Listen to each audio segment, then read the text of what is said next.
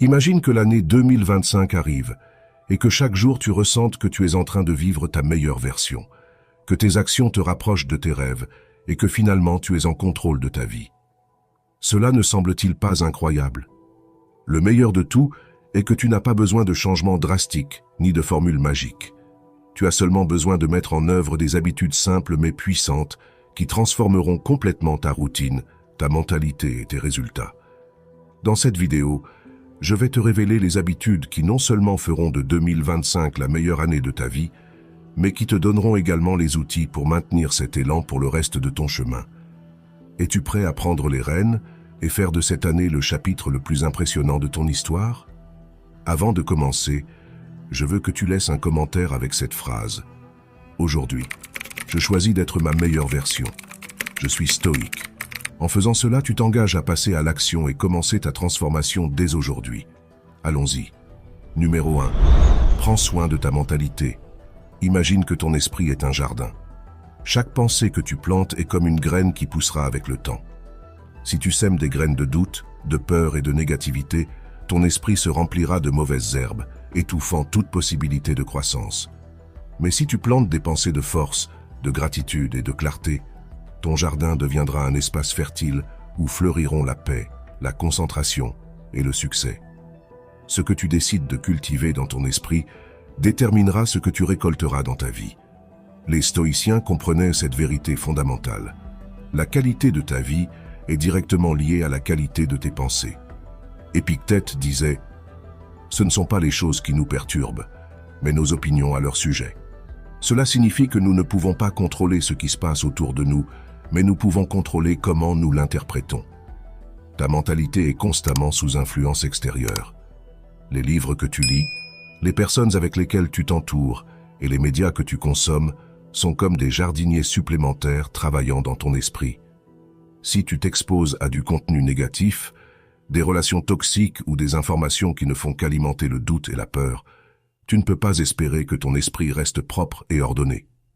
Imagine passer du temps avec des personnes qui ne font que se plaindre, qui voient des problèmes partout et qui ne cherchent jamais de solution. Leurs mots sont des graines de chaos qui inévitablement pousseront en toi si tu ne prends pas de précautions. Par contre, si tu t'entoures de personnes positives, optimistes et concentrées sur la croissance, ces influences positives nourriront ton esprit avec des graines de succès et de résilience. De la même manière, les livres que tu choisis de lire et le contenu que tu consommes quotidiennement sont cruciaux.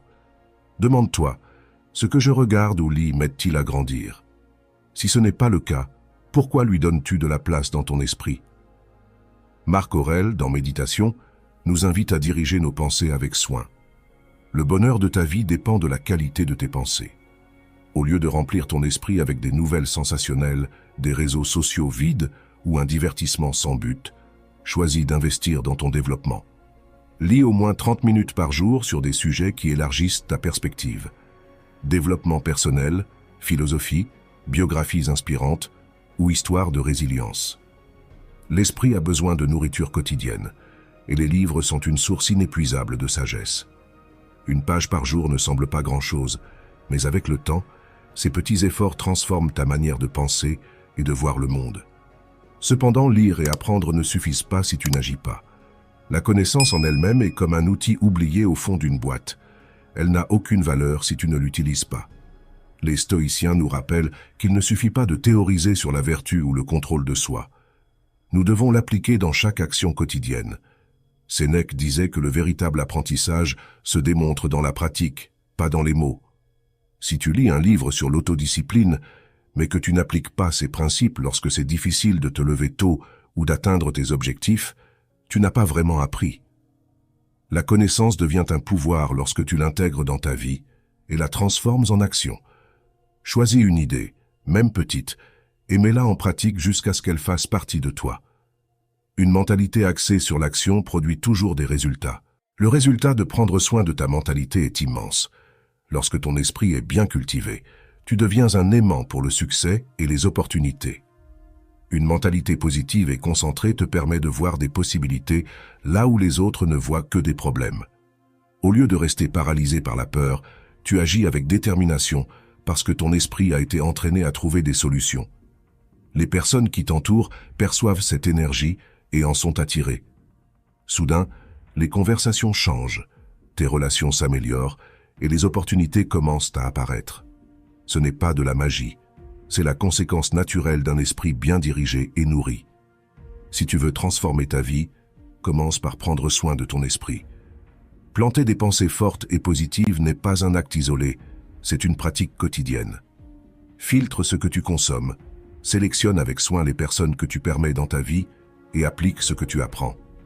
L'esprit, comme un jardin, demande une attention constante.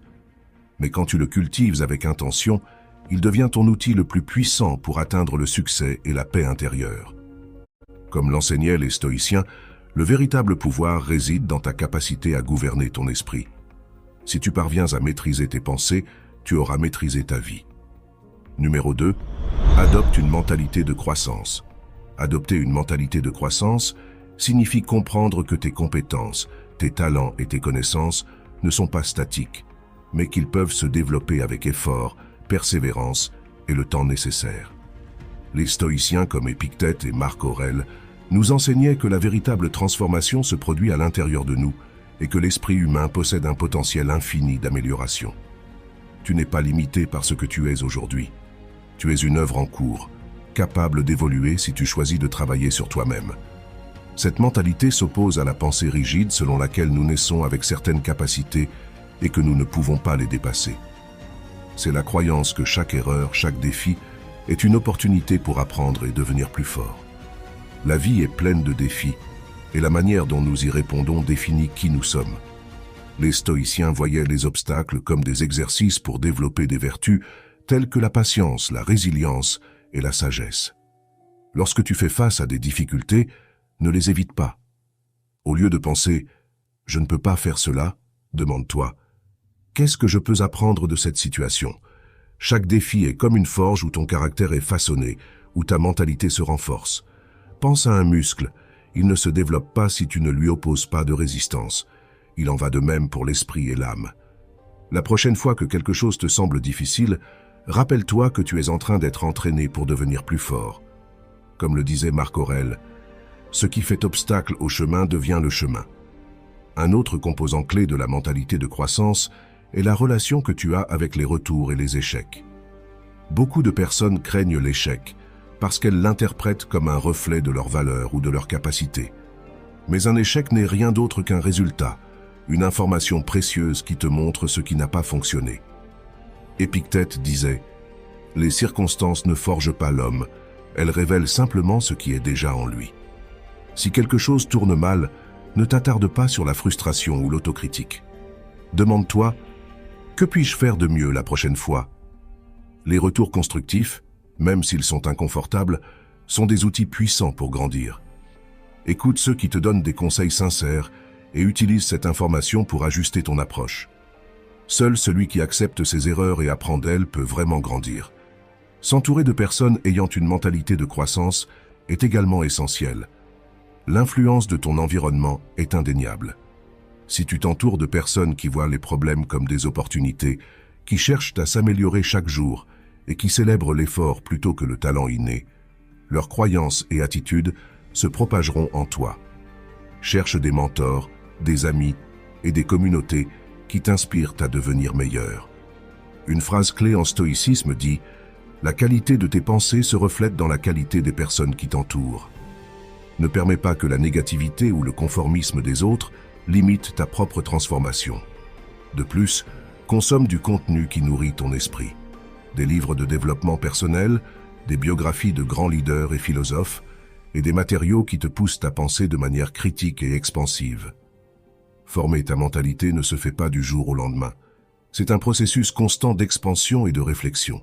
Chaque fois que tu surmontes une difficulté, chaque fois que tu acceptes un retour constructif, et chaque fois que tu choisis d'apprendre plutôt que de renoncer, tu fais des pas fermes vers ta croissance. Les obstacles deviennent des marches. Ce qui te semblait autrefois impossible est désormais simplement un souvenir de tout ce que tu as accompli.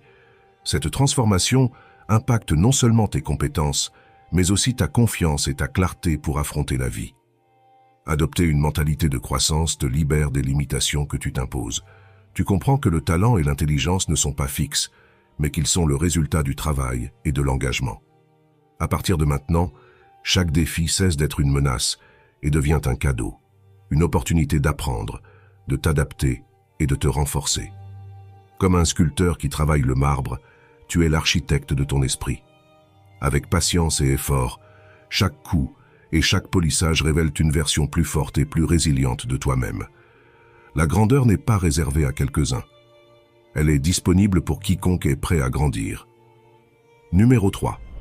La clarté est le point de départ du succès. La clarté est la pierre angulaire pour atteindre le succès.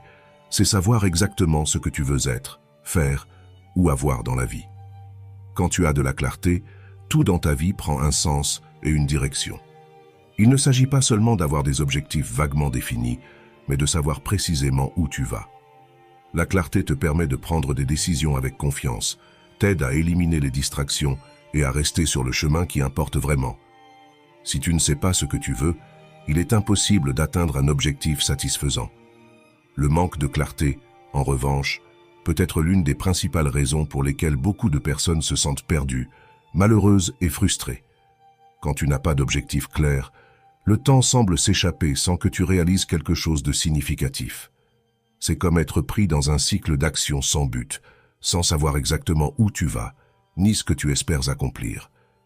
Le manque de clarté dans ta vie ne te fait pas seulement te sentir perdu, mais il te vole également l'énergie nécessaire pour avancer. Parce que sans une vision claire, il est facile de tomber dans la procrastination et le doute. Imagine que tu tires avec un fusil, les yeux fermés, en espérant atteindre la cible. Évidemment, il est très probable que tu ne touches rien, peu importe combien de fois tu tires. C'est une analogie parfaite pour expliquer ce qui se passe quand tu n'as pas de clarté. Tirer sans visée, sans direction, est un effort inutile, peu importe l'intensité de tes essais. Il en va de même dans la vie. Quand tu ne sais pas quels objectifs tu veux atteindre, tes efforts ne seront pas concentrés et manqueront de l'énergie nécessaire pour progresser. L'effort doit être accompagné de clarté pour que tes actions produisent réellement les résultats que tu désires. Le premier pas pour obtenir de la clarté est d'écrire tes objectifs de manière spécifique et précise. Prends le temps de réfléchir à ce que tu veux vraiment accomplir dans ta vie, sans avoir peur d'être ambitieux. Une fois que tu as écrit tes objectifs, ne les laisse pas simplement sur un papier. Relis-les constamment, chaque jour, pour t'assurer que tu restes concentré dessus. Demande-toi continuellement, quel résultat est-ce que je veux obtenir? Être honnête avec toi-même est fondamental. Il ne s'agit pas seulement d'avoir des rêves vagues, mais des objectifs spécifiques que tu peux mesurer, quelque chose sur lequel tu peux focaliser ton énergie. Sois décisif et agis sans peur de te tromper. Parfois, le manque de clarté provient de la peur de faire des erreurs ou de prendre de mauvaises décisions. Mais la vérité est que si tu ne prends pas de décision, tu n'avanceras jamais. La peur paralyse et l'indécision te maintient stagnant. Aie le courage de te décider, même si tu n'as pas toutes les réponses.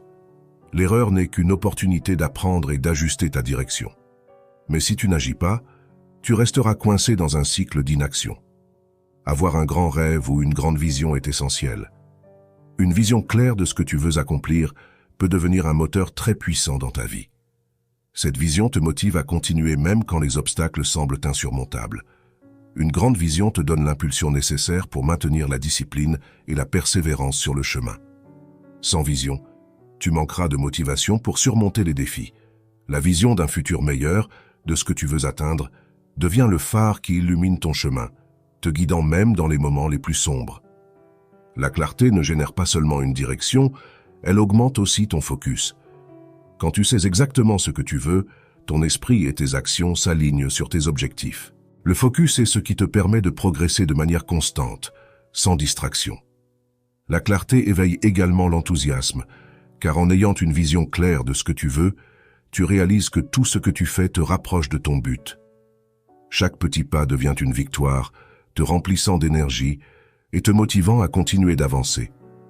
Au final, la clarté te mène au succès, car avec une vision claire et définie, tu peux prendre des décisions éclairées et agir avec détermination. 11 principes stoïciens pour une année éblouissante en 2025. Yo tout le monde, c'est Stoïque. Bienvenue sur ma chaîne, j'espère que vous allez bien, moi ça roule. Aujourd'hui, on va parler de comment kiffer sa vie en 2025. Ouais, vous avez bien entendu, kiffer sa vie. Et pour ça, on va utiliser des trucs de vieux philosophes barbus, les principes stoïciens. Je sais, ça a l'air chiant dit comme ça, mais croyez-moi, c'est de la bombe. Ces principes, c'est comme un mode d'emploi pour un mental d'acier. Pour être heureux, même quand tout part en cacahuète.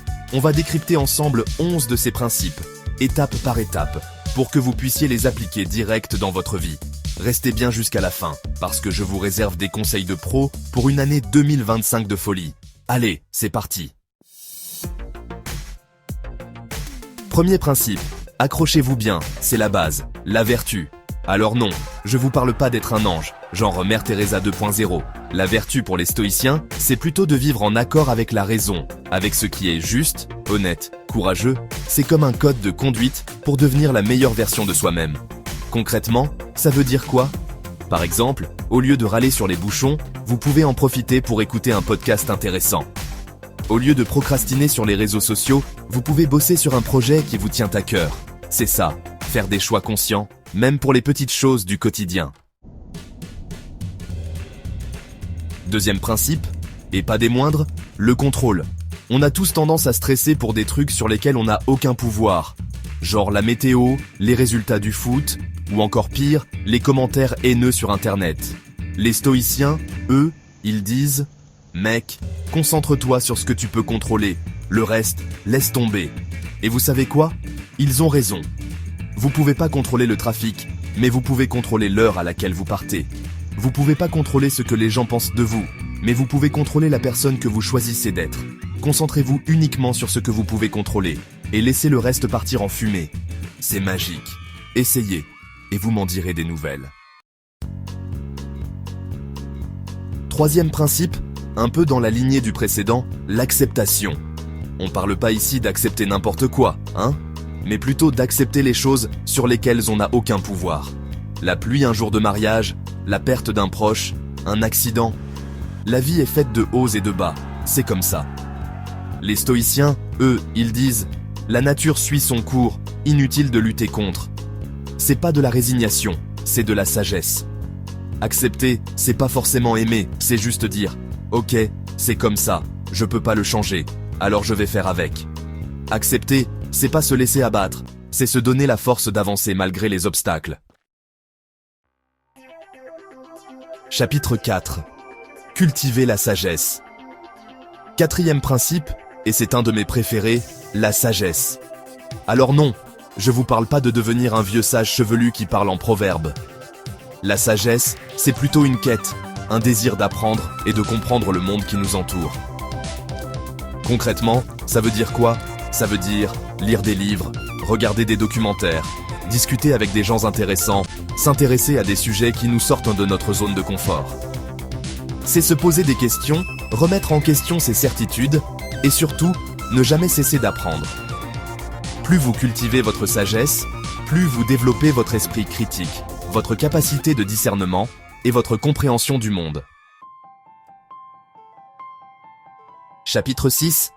Soyez résilient. Sixième principe, et il est de taille, la résilience. La vie, c'est pas un long fleuve tranquille. On est tous confrontés à des épreuves, des obstacles, des moments difficiles. La différence, c'est comment on réagit face à ces épreuves.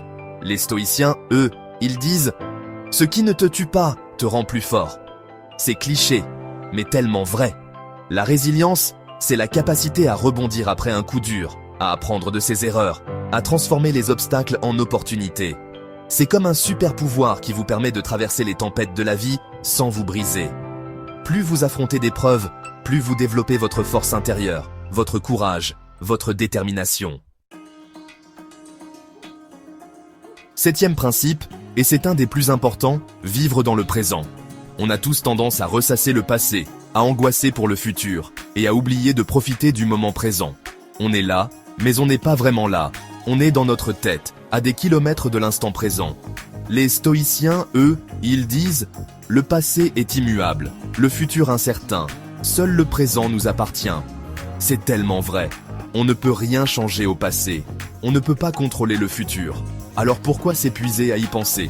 La seule chose qu'on puisse contrôler, c'est le moment présent, alors autant en profiter un maximum. Et le truc cool, c'est que vivre dans le présent, ça s'apprend, ça se pratique. Il suffit de s'entraîner à être attentif à ce qui nous entoure, à nos sensations, à nos émotions, à nos pensées. 8e principe, et c'est un de mes préférés, la gratitude. On a tous tendance à se focaliser sur ce qui ne va pas, ce qu'on n'a pas, ce qu'on aimerait avoir. On oublie souvent de regarder tout ce qu'on a déjà et d'en être reconnaissant. Les stoïciens, eux, ils disent « La gratitude, c'est la clé du bonheur ». C'est tellement vrai.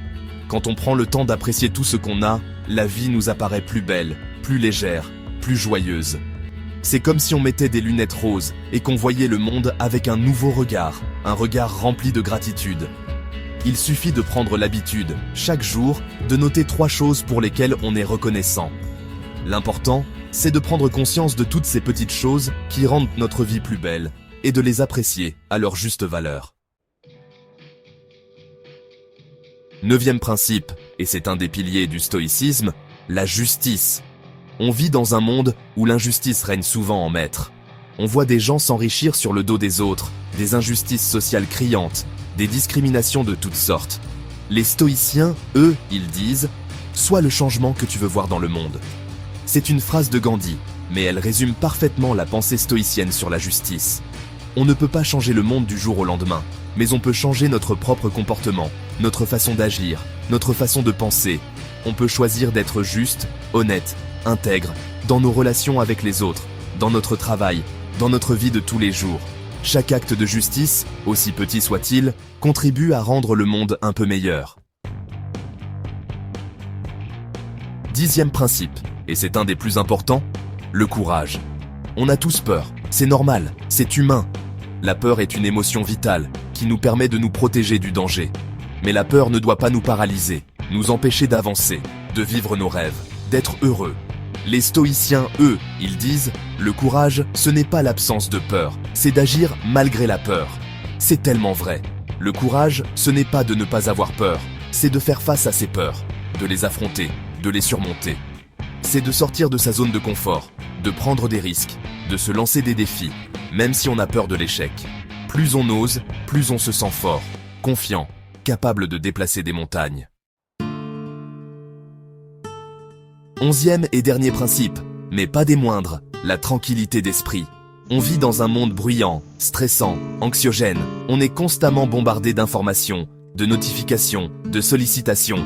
Les stoïciens, eux, ils disent « La paix vient de l'intérieur, ne la cherchez pas au dehors ». C'est tellement vrai, la tranquillité d'esprit, ce n'est pas l'absence de problème, c'est la capacité à rester calme et serein au milieu de la tempête. C'est d'accepter ce qui est, de lâcher prise sur ce qu'on ne peut pas contrôler, de se concentrer sur le moment présent. Il existe de nombreuses techniques pour y parvenir. La méditation, la respiration consciente, la gratitude, la nature. L'important, c'est de trouver ce qui fonctionne pour vous et d'en faire une pratique quotidienne. Alors, prêt à cultiver votre jardin intérieur et à trouver la paix et la sérénité au cœur de vous-même? C'est déjà la fin de cette vidéo. J'espère que ces 11 principes stoïciens vous auront inspiré à kiffer votre vie en 2025. N'oubliez pas, le bonheur c'est pas un but à atteindre, c'est un chemin à parcourir, étape par étape. Si vous avez aimé cette vidéo, n'hésitez pas à liker, à la partager avec vos potes et à vous abonner à la chaîne pour ne pas rater les prochaines vidéos. Et surtout, dites-moi dans les commentaires quel principe vous a le plus parlé et comment vous comptez l'appliquer dans votre vie. Prenez soin de vous et on se retrouve très vite pour de nouvelles aventures. Peace out. Luxe ou simplicité? Quel est le vrai chemin du bonheur? Salut tout le monde, c'est Stoïque. On nous bassine constamment avec des images de vie luxueuses, voitures de sport, villas immenses, voyages de rêve. Mais est-ce que ce sont vraiment ces choses qui nous rendent heureux? Est-il exact de dire qu'un mode de vie luxueux est un objectif souhaitable? Aujourd'hui, on va se poser les vraies questions. On va décortiquer ensemble cette obsession pour le luxe et voir si, finalement, le bonheur ne se trouve pas plutôt dans la simplicité. Accrochez-vous, on part pour un voyage au cœur de la frugalité. Aujourd'hui, nous allons explorer 10 stratégies pratiques pour adopter un état d'esprit frugal et mener une vie généreuse et épanouissante. Premier arrêt sur le chemin de la frugalité. Le budget. Oui, je sais, ça ne fait pas rêver, mais croyez-moi, c'est la base. Commencez par noter toutes vos rentrées d'argent, puis listez toutes vos dépenses, du loyer aux courses en passant par les abonnements Netflix, et oui, même le café du matin. L'idée, c'est de voir clairement où part votre argent chaque mois. Vous serez peut-être surpris de voir combien vous dépensez pour des choses futiles. Une fois que vous avez une vision claire de vos finances, vous pouvez commencer à fixer des limites. Et surtout, n'oubliez pas, un budget, ce n'est pas une prison, c'est un outil pour vous libérer. C'est la clé pour reprendre le contrôle de votre argent et le diriger vers ce qui compte vraiment pour vous. Maintenant qu'on a établi notre budget, partons à la chasse aux dépenses inutiles. Ces petites dépenses anodines qui, mises bout à bout, peuvent représenter une somme considérable à la fin du mois. On parle ici des cafés à emporter, des abonnements que vous n'utilisez jamais, des achats impulsifs. Posez-vous la question, est-ce que j'ai vraiment besoin de ça? Est-ce que ça m'apporte du bonheur durable ou est-ce juste une satisfaction éphémère? En éliminant ces dépenses superflues, vous libérez de l'argent pour les choses qui comptent vraiment, vos passions, vos proches, vos projets. Qui a dit que le neuf était toujours mieux? Acheter d'occasion, c'est non seulement bon pour le portefeuille, mais aussi pour la planète. Vêtements, meubles, livres, électronique. Il y a une multitude de plateformes en ligne et de magasins de seconde main qui regorgent de trésors cachés à des prix imbattables. C'est l'occasion de dénicher des pièces uniques tout en faisant des économies. Et puis, avouez que l'excitation de la chasse aux bonnes affaires, ça n'a pas de prix.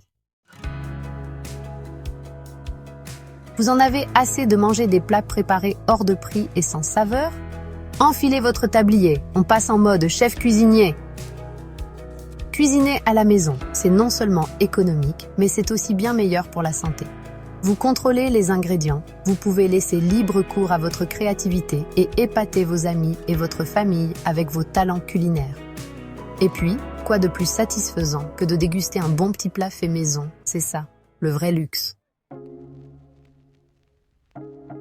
Oubliez les embouteillages, les problèmes de stationnement et les pleins d'essence qui coûtent un bras. Les transports en commun sont vos meilleurs alliés pour vous déplacer en ville tout en économisant de l'argent. Bus, métro, tramway, vélo. Il existe une multitude d'options pour tous les goûts et tous les budgets. Profitez-en pour lire, écouter de la musique ou simplement observer le paysage. Qui sait, vous pourriez même faire des rencontres intéressantes en chemin. On est tous pareils. On entre dans un magasin juste pour jeter un coup d'œil et on ressort avec des sacs remplis de choses dont on n'avait pas vraiment besoin. Pour éviter les achats impulsifs, une seule solution, la planification. Avant de faire vos courses, dressez une liste précise de ce dont vous avez besoin et tenez-vous-en. Évitez les tentations en faisant vos courses le ventre plein et en laissant votre carte de crédit à la maison. N'oubliez pas, un achat réfléchi est un achat réussi. Chapitre 7. Réparer. Donnez une seconde vie à vos objets. Un bouton qui saute, un écran de téléphone fissuré, un grille-pain qui fait des siennes. Avant de jeter vos objets à la première panne, pensez à les réparer. Il existe de nombreux tutoriels en ligne et des ateliers de réparation où vous pourrez apprendre à redonner vie à vos objets préférés. C'est économique, écologique et tellement plus gratifiant que de céder à la surconsommation. Devenez un as de la débrouille et montrez à vos objets un peu d'amour. Chapitre 8. Énergie. Des gestes simples pour de grosses économies. Éteindre les lumières en quittant une pièce, débrancher les appareils en veille, prendre des douches plus courtes. Des gestes simples qui peuvent faire une grande différence sur votre facture d'énergie. Investissez dans des ampoules basse consommation, des appareils électroménagers économes en énergie et isolez correctement votre logement pour éviter les déperditions de chaleur. Protéger la planète tout en faisant des économies, c'est possible! Chapitre 9. Expérience. Les souvenirs. Valant mieux que l'argent. Au lieu d'accumuler des objets qui finiront au fond d'un placard, Investissez plutôt dans des expériences mémorables. Voyages, concerts, festivals, sorties entre amis, nouvelles activités. Ce sont ces moments qui enrichissent vraiment votre vie et qui vous laissent des souvenirs impérissables. Les objets matériels finissent par s'user, se démoder ou être oubliés. Les expériences, elles, restent gravées dans votre mémoire et nourrissent votre âme. Chapitre 10. Relations. Le vrai trésor de la vie. Le plus beau cadeau que vous puissiez vous offrir, ce n'est pas un objet, mais des relations humaines fortes et authentiques. Passez du temps de qualité avec vos proches, cultivez vos amitiés, engagez-vous dans votre communauté. Entourez-vous de personnes positives et bienveillantes qui vous nourrissent et vous tirent vers le haut. Le bonheur, c'est comme le rire, c'est contagieux. Alors, partagez-le sans modération avec ceux que vous aimez. Voilà, vous avez toutes les cartes en main pour adopter un mode de vie plus frugal et plus épanouissant. N'oubliez pas que la frugalité, ce n'est pas se priver, c'est choisir consciemment comment vous dépensez votre argent et votre temps. En adoptant ces stratégies, vous pouvez mener une vie plus généreuse et épanouissante, caractérisée par des relations solides et une sécurité financière. Merci d'avoir regardé. N'oubliez pas de vous abonner et de laisser un commentaire avec vos propres astuces pour une vie frugale. On se retrouve très vite pour de nouvelles aventures minimalistes.